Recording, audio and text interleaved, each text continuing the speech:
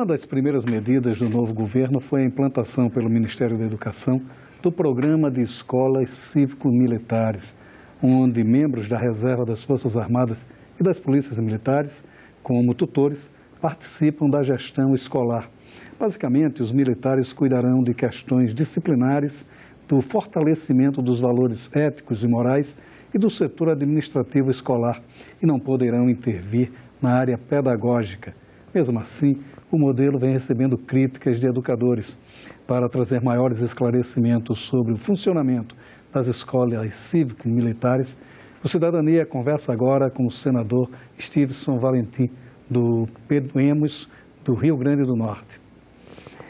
Senador, basicamente a grande questão é como será o funcionamento dessas escolas, como os militares irão atuar dentro dessas escolas. É uma grande dúvida, né? Que alguns educadores têm, que algumas crianças possam ter e que os pais tenham a certeza que o funcionamento de uma escola cívico-militar, a essência dela é ordem e disciplina. A essência no qual se recupera valores cívicos, se recupera o respeito aos símbolos nacionais, ao professor, que também faz parte de uma simbologia hierárquica dentro de uma escola. Muitas pessoas têm essa resistência pela escola cívico-militar, pela falha ideia de achar que restringe a liberdade, que ela pode ser contraditória à Constituição, seu artigo 206, na liberdade de aprender e ensinar. Pelo contrário, quando uma criança, um aluno, um jovem, um adolescente vai para a escola, ela tem que seguir as regras e dentro daquelas regras ela tem a liberdade, sim, de desenvolver o pensamento, desenvolver a intelectualidade, desenvolver a cultura, desenvolver a arte. O que não pode imaginar hoje é uma escola na ausência total de regramento. Então, as pessoas, quando têm resistência para saber qual o papel do militar ou das Forças Armadas, claro, sempre inativo, no programa federal. No programa federal, policiais inativos ou já estão na reserva, os militares federais da reserva também, qual seria a sua parte? Qual parcela ele contribuiria com aquilo? Vamos lá, além da segurança na escola, além de uma fiscalização, de estar ali devidamente fardado, cabelo bem cortado, da postura de referência para jovens e crianças, porque criança precisa de referência. Qual a referência que nós queremos para os nossos filhos? Só se a gente parar para pensar aí, você que está me assistindo, o que é que você quer para o seu filho? Você quer uma pessoa no qual ele possa se espelhar, se basear, ou querer ser uma outra coisa que eu não vou entrar no contexto agora? Então, o primeiro ponto é esse, a segurança dentro da escola. O segundo ponto, essa fiscalização com os alunos. Antes era feita pelo aquele fiscal de corredores, né, que tinha antigamente. Que a figura o bedel, figura que não tem mais, né, que a gente não enxerga mais. Então, combater o bullying, combater o tráfico de drogas, combater arma de fogo, armas brancas dentro da escola, violência. Combater quando eu falo combater é uma palavra muito militar, né? Por ser capitão eu uso muito a palavra ocupar, combater, tudo isso. Mas transfira para o eufemismo, seria evitar, seria dar uma profilaxia a todos os problemas que nós vimos hoje, né, nas escolas. Não é inerente ao policial, não é inerente ao militar, a ordem e a disciplina.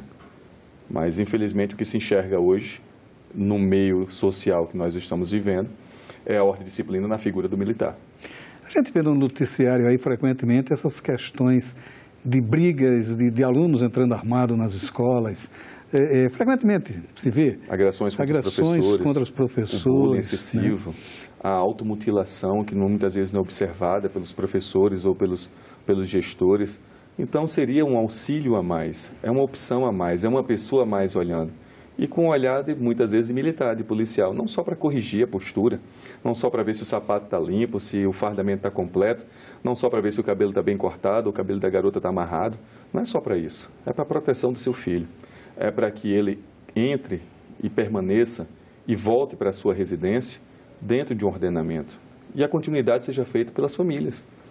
Agora, todo esse projeto que nós estamos discutindo do governo federal, desde o início do ano, de escolas cívico-militares, que eu discordo que tem que ser pelo governo federal, isso deveria partir da sociedade, deveria partir dos governos estaduais e municipais, toda essa ideia, que é uma ideia de educação, e não pode ficar a cargo do governo federal o financiamento, a manutenção, o incentivo para que isso aconteça. Por que eu digo isso? Porque é algo que é aclamado pela população. Se você for em qualquer estado, qualquer lugar que tem escolas militares, filas de espera. Eu digo isso porque eu tenho uma escola no Rio Grande do Norte, mantida por mim e por alguns policiais que estão em risco agora, devido a uma ideologia partidária, em que tem fila de espera de 300, 400 pessoas para o próximo ano. Os pais querendo matricular essa escola. E quando você pergunta ao pai, por que você quer matricular o filho nessa escola? Usa farda, corta o cabelo, não pode usar brinco, não pinta o cabelo, não grita, entra em forma, canta o hino nacional. Respeito por que você quer colocar? Justamente por tudo isso que eu disse. Esse ordenamento, essa regra que as pessoas precisam ter. A questão é disciplinar, né? Disciplinar a criança e o adolescente. Agora, a questão pedagógica, né? Que é sempre a grande crítica que se faz. Até que ponto haveria ou não a interferência no programa educacional como um todo, no programa pedagógico, mais do que educacional? Eu creio que tanto os policiais como os professores precisam passar por um treinamento. Não que o policial vá fazer o trabalho do professor, mas se o policial tiver formação acadêmica, tiver formação docente, tiver formação pedagógica, tiver formação administrativa, o que impede ele fazer?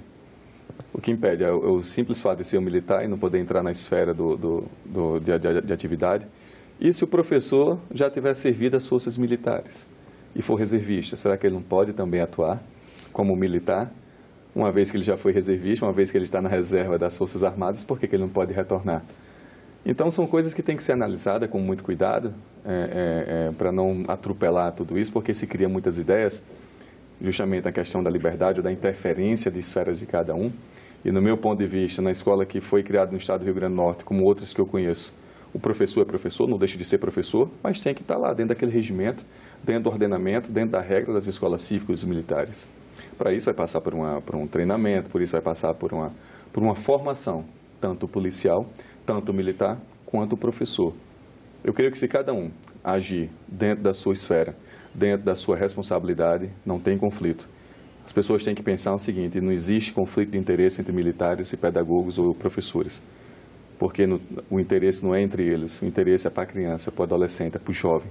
Os dois têm que se unir para pensar no bem comum, que é o filho das pessoas que estão assistindo a gente, que são esses jovens, muitas vezes, que estão sem referência, e a referência que tem não é boa, é uma referência nociva, é uma referência que expõe eles a um perigo iminente social hoje, que é a violência, que é a droga, que é a luxúria, a lascividade, é a gravidez precoce, é aborto, é a doenças sexualmente transmissíveis.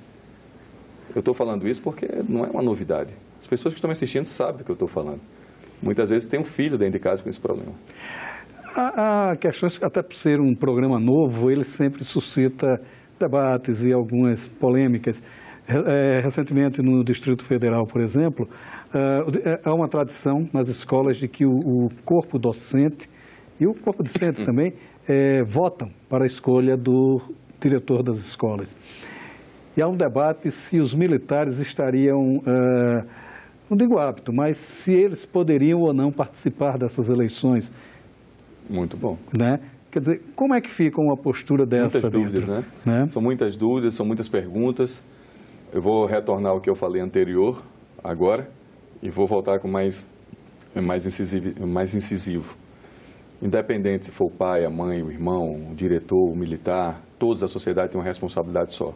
Cuidar bem, que é o nosso futuro, que é o jovem, a criança, o adolescente, todos eles. Então, eu não vejo problema da participação dos militares, tanto sendo votado ou sendo eles quem vão votar. Se vão fazer parte da comunidade, se deve abrir essa discussão para os pais, para a comunidade hoje, não só para os professores, não deve se restringir só a essa discussão para os pais ou para os alunos e para os professores. Tem que envolver o pai, tem que envolver os militares, tem que envolver toda a sociedade nessas escolhas, porque não dá para tomar uma decisão importante, que é o nosso futuro, que é o futuro do nosso país, que está lidando aí com segurança pública, está lidando com saúde pública, está lidando com cidadania, está lidando com pessoas que vão ocupar os nossos cargos, que vai ocupar essa cadeira, que vai ocupar essa. Que tipo de brasileiro que eu vou querer que chegue aqui no Senado? Um brasileiro totalmente desregrado, corrupto, que aprendeu a levar vantagem desde criança, que fura fila, que não respeita o próximo, que agride o professor. Então, que tipo de profissional adulto nós estamos formando para ocupar os nossos lugares? Porque logo, logo eu vou estar idoso. Daqui a 20, 30 anos, eu vou estar idoso. Você que está me assistindo vai estar idoso. E aí, quem vai herdar tudo isso? Quem vai cuidar de nós? Vão ser crianças cada vez mais desregradas, desobedientes, que não se enquadra dentro de um regimento, dentro de uma regra, porque nesse país ou nesse mundo tudo que eu conheço tem regra. Então não seria diferente na escola, não seria diferente dentro da sociedade. E se o policial pode participar ou não das eleições, em ser eleito ou eleger alguém, eu creio que toda a comunidade tem que fazer parte. Os pais têm que também ser escutados. O programa do governo federal deixa bem claro, tem que ter a pesquisa, se as pessoas querem ou não. E uma pesquisa que eu vi, 80% das pessoas querem a escola cívico-militar. No caso, alguns governadores não aceitaram o programa, né? E alguns estados onde foram aceito o programa, algumas escolas, a comunidade escolar, não quis a implantação do programa. Como é que fica nessa situação? Ficariam aí dois regimes no mesmo... Pois é. Como é que fica, senador? Os lugares que não aceitaram, como o meu estado, o Rio Grande do Norte, a governadora, por motivos já declarados, por não conhecer totalmente o programa que o governo federal oferece, sinceramente, eu acho que não precisa conhecer. Você precisa agir, precisa fazer, do meu ponto de vista. Não é uma ideologia, é algo que eu fiz e deu certo. Eu venho do universo militar, eu venho do universo familiar que foi dentro de uma regra militar. Eu tive hora para acordar, eu arrumava a cama, eu lavava a louça, eu tinha horário para tudo. Fui disciplinado desde criança para isso. Então, não vejo motivo nenhum da reclamação. Se o Estado quer e a comunidade escolar não quer, gente, e a criança fica onde? E os pais ficam onde? Será que acrescentou todo mundo? Mas o porquê que vocês não querem? Quem não quer, diz o quê? Porque a ordem, a disciplina incomoda? Porque cortar o cabelo é ruim? Afeta? Gente, é uma escola só, são duas, são três, existem outras. Existe o pluralismo, como a Constituição é dita. No artigo 206, existe a liberdade. Você não é obrigado a estudar naquela escola. Você não é obrigado, pai ou mãe, matricular o filho naquela escola. Acho que professor nenhum é obrigado, a não ser por lei, ninguém é obrigado, a não ser por lei, de trabalhar na escola que não quer. Agora, uma coisa é certa, na escola cívico-militar, o professor vai estar protegido. O professor vai ser respeitado. O seu filho vai, no mínimo, aprender a ter respeito por tudo. Pela bandeira nacional, pelo professor, por você mesmo, pai e mãe. Então, não é uma questão só de defender a escola cívico-militar. É uma opção a mais que as pessoas podem ter para colocar os filhos nas escolas. Então, não é uma ideologia de militar aqui falando, porque antes de ser militar, eu tive uma composição familiar que me trouxe a disciplina e o ordenamento sem meu pai usar farda, sem minha mãe usar farda. Eu fui educado em um outro período, em um outro momento da sociedade, onde criança não tinha vontade. E eu nunca tive vontade de escolher um tênis, eu nunca tive o prazer de comprar uma roupa. Era que era mais barato e que durava mais. Não esqueço nunca disso. Eu não sei se foi com outra pessoa, foi diferente. Mas eu lembro que eu queria um tênis bem bacana, bem bonito, um Nike, e minha mãe comprava um Quixote. Porque durava 10 anos. E era com um número 3 vezes maior do que o meu pé. Para poder o pé crescer, não é isso? Para acompanhar o crescimento. Estou contando parte da minha vida para as pessoas entenderem que, porque é senador, sempre teve uma vida tranquila. Não tenho vida, nunca tive vida tranquila. Não sou de família política, sou de família de classe média. Minha mãe é professora, meu pai advogado. E dentro do que eles puderam me passar de educação, eu estou narrando aqui para vocês. Então, o que eu passo para as pessoas, o que eu quero dizer para vocês até quando e onde eu cheguei, foi devido a tudo isso. Devido a toda essa carga que me trouxe até aqui. Por isso que eu acho que a escola ainda é e vai ser um grande fator diferencial para a sociedade hoje, dentro do contexto familiar que a gente vive. Porque tem uma análise dentro da escola cívico-militar. Não é em qualquer lugar. Deveria ser em todos os lugares. Mas as escolas hoje, cívico-militar, está se restringindo preconceituosamente, que eu não vejo por aí. Eu não vejo dessa forma. Está se restringindo a áreas de vulnerabilidade, áreas de periferia, áreas onde escola não está dando mais certo. Foi uma experiência também que eu fiz no Rio Grande do Norte, dentro da favela do Japão. A escola estava tomada pelo crime. As facções criminosas. Usava as crianças para ser avião. Usava as crianças para prostituir. Usava a criança para cometer crime para eles. Quando a Polícia Militar, na minha companhia, sob meu comando, entrou, cerrou, parou. Esses lugares, até por serem mais vulneráveis, quer dizer, não é mais necessário esse tipo de educação, como era a educação religiosa, né? Os colégios administrados por padres, por freiras, que tinham, não sei hoje, mas pelo menos tinham um conceito mais rígido de disciplina. Então, da forma que eu falei de forma preconceituosa, que as pessoas, porque tem que ser na comunidade, tem que ser para pobre, tem que ser para negro, tem que ser para favelado, eu não vejo dessa forma, eu não vejo desse jeito, porque a violência está em todos os lugares.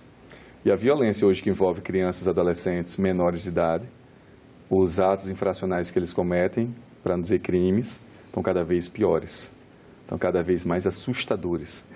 Não sei se pelo mecanismo de informação que nós temos rápido, que é a internet, são as redes sociais, ou se por eles estarem também afetados pela própria violência, estão ocasionando. Então, indiferente de ser numa área nobre ou indiferente de ser numa área periférica, a ordem, a indisciplina, o desrespeito, a violência, o crime sexual, pedofilia, tudo isso está acontecendo. Agora, não vamos também ser hipócritas e dizer que essas áreas de vulnerabilidade, o crime coopta, o crime recruta aquelas crianças para fazer o trabalho sujo para eles. Então, eu vejo que é mais eficiente, a princípio, nesse momento, dentro dessas áreas. Há uma grande crítica que eu escuto, que eu observo muito, a polícia não fez o seu trabalho na rua, a polícia não cumpriu o seu papel e agora quer entrar nas escolas. Gente, eu não vejo por esse lado. Veja como uma ajuda, como uma contribuição. Sociedade não é isolada, não é ilha. Não é cada um ali dentro da sua função e ficar isolado e a coisa acontecendo eu não vou me envolver. E eu não vou me envolver. Se a polícia está fazendo o trabalho dito, ou aspas, ineficiente na rua, é porque a demanda de pessoas que estão cometendo crime está bem maior do que o efetivo que pode produzir, de forma desmotivada, sem preparo, sem equipamento, baixos salários, totalmente desmotivado. E uma outra parte, crescente, sem referência nenhuma, referência só por facções, por crimes, aumentando. Então seria, de certa forma, agir na base, né? A origem da doença. Seria atacar a doença na sua origem, que é a criminalidade, que é a falta de segurança pública, que é hoje o combate às drogas. Uma introdução bem rápida que eu levei para a Escola Maria Ilka, lá no Rio Grande do Norte, em Natal, foi exame toxicológico. Enfrentei uma resistência incrível. Não dos pais. Eu recebi de Secretaria de Educação, de professores. Todos os educadores ficaram contra, porque ficaram assustados. Como vai fazer um exame toxicológico na criança de 12 anos? Gente, é muita hipocrisia. Porque uma criança com 8, 9 anos de idade já está usando crack. Agora, esse envolvimento com o mundo do crime não se deve também, de certa forma, ao sentimento de impunidade? Porque, de certa forma, a polícia cumpre o papel, prende e logo em seguida é solto. Esses adolescentes, eles são apreendidos, não são presos. Boa pergunta, vou responder como capitão, não como senador. 16 anos de polícia. O fato da impunidade, não é a ausência da pena, da severidade da pena, não é do trancafiamento da pessoa no presídio, não é da punição de excretar aquela pessoa, de torturar, de levar ao estado mais deplorável da humanidade. Não, é a certeza que vai ser punido. Então está mais dentro do processo hoje, do processo penal, dentro dos tribunais, dentro do trâmite que leva, tanto para deixar o preso inocente lá há muito tempo, ou para deixar o que foi preso, o acusado de verdade, solto. Então tudo isso precisa ser modificado. Em relação à referência que os jovens têm hoje para partir para o crime, se for analisar entre um policial militar que entra dentro de uma comunidade, que chuta a porta, que leva lá o pai ou a mãe preso pelo tráfico de drogas, que tira o herói deles, que é o traficante, que muitas vezes banca um remédio, que compra ali um bujão de gás, que ele é assistencialista. Sim. O Estado não chega com assistência dentro daquelas comunidades. E é ali que nasce a violência, é ali que nasce a violência quando o Estado abandona. aquelas pessoas, deixa totalmente ausente, sem nenhum tipo de direito ou na ausência total de dignidade. E a polícia vai fazer o quê? O trabalho dela. Vai ser o braço do Estado em prender, levar e conduzir. Então, aproximar esse abismo que existia entre a comunidade e um órgão, uma instituição que era vista para prender, punir, perseguir, atirar, foi um grande feito das escolas cívicas militares. Aproximou. E essa aproximação trouxe quem? O militar bem fardado, o militar sem dar grito, o militar sem ofender, o militar sem agredir, o militar sem usar força, o militar com a postura, o militar com respeito, o militar com compromisso e dedicação, vira referência, vira o novo herói para essas crianças. Porque hoje também o militar, eles têm uma certa resistência dessas próprias comunidades. Das duas partes, né? Aproximar esses dois abismos é o desafio. Porque o militar vê aquelas pessoas como os agressores, os que vão ofender, os que vão dar tiro. E as pessoas que estão aqui verem eles também como os opressores. Opressores, aspas, viu, gente? Porque eu fui capitão da PM, cometi muitas atrocidades, nunca menti para ninguém, entendeu? Já coloquei gente presa, já atirei, já fiz tudo isso.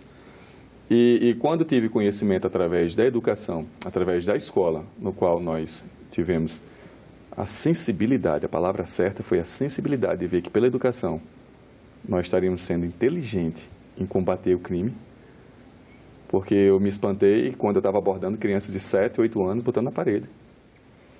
O que era? Eu entrava na comunidade, nas escadarias, lá no Mosquito, lá no Salgado, lá na favela do Japão, ou em Felipe Camarão, que são as comunidades lá no meu estado. Eu, como capitão, com a pistola .40 apontada, botando criança na parede. Bora para a parede, para revistar. Aquilo já estava virando natural. Eu já estava vendo o problema cada vez mais novo. E a diferença, né? Eu com 42 anos e uma criança com 12, 13, é desproporcional para o policial. E como é que ele se sente num momento desse também, capitão? Os policiais ou as crianças? Os policiais mesmo. Os policiais chegam uma hora que não consegue mais sentir, está anestesiado socialmente. Eu digo isso por mim, porque para eu ter esse... Cara, está errado. Eu não estou mais abordando aquele adolescente de 16 anos, de 14 anos. Eu não estou mais abordando aquele... Quando eu entrei em 2002 na PM, vamos dizer, as pessoas que se opunham à polícia, os criminosos, eram jovens de 20, 22, 25 anos. Com o tempo em que eu fui passando, no ano de 2006, 2007, foi caindo para adolescente, 17, 16. Agora, recente, 2015, 2016, já era criança. Então, eu estou vendo que as crianças estavam entrando muito mais cedo no crime. Então, por isso que as escolas hoje com evasão, porque eu digo com toda sinceridade, que com toda frieza, é uma estatística que todo mundo tem acesso, as escolas estão fechando. Então, se esse modelo, que até hoje não funcionou de escola, porque eu digo lá pela minha região, na Zona Oeste de Natal, pelo menos 5 escolas em apenas um ano, fechando, por ausência de aluno, por violência contra o professor, por falta de investimento, por um conjunto de fatores, e o principal era a evasão.